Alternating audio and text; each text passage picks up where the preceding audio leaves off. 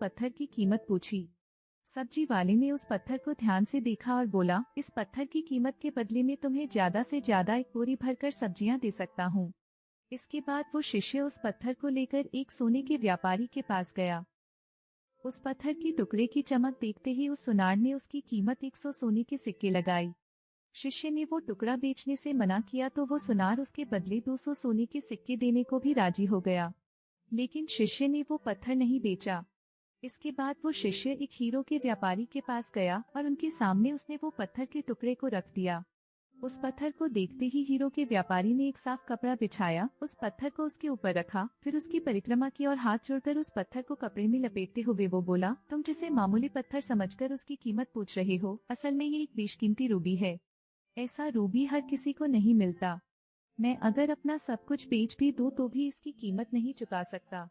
उस व्यापारी की बातें सुनकर वो शिष्य हैरान हो गया। वो दौड़ा दौड़ा सीधा बुद्ध के पास आया और उन्हें उसने जो कुछ भी बाजार में हुआ वो सब बताया। उसकी अचरज भरी बातें सुनकर गौतम बुद्ध बोले, तुम्हारे सवाल का जवाब इस रूबी की कीमत में ही छिपा है। हमारा जीवन भी एक रूबी है, रूबी की तरह ये भी बेशकीमती है, लेकिन हम इस बात को हमेशा नजरअंदाज करते हैं और अपने जीवन का मूल्य नहीं समझते। हम दूसरों को देखकर और उनके जैसा जीवन जीने की कोशिश में अपने जीवन की कीमत को कम कर देते हैं। हम ये सोचते हैं कि हमारी जिंदगी की कीमत वही है जो दूसरे हमें बताते हैं, लेकिन ये बात हमेशा ध्यान रखना कि सामने वाला अपनी हैसियत, बुद्धि और अपनी समझ के हिसाब से तुम्हारी कीमत लगाता है। जिंदगी सिर्फ एक बार मिलती है, इसलिए इसको बर्बाद ना करें। अपनी जिंदगी को उतना ही कीमती समझे जितना कीमती आप अपने बैंक में रखे रुपयों को समझते हैं। आज के समय में लोग अपनी जिंदगी से ज्यादा कीमती प्यार, पैसों और दिखावे से भरी चीजों को समझते हैं।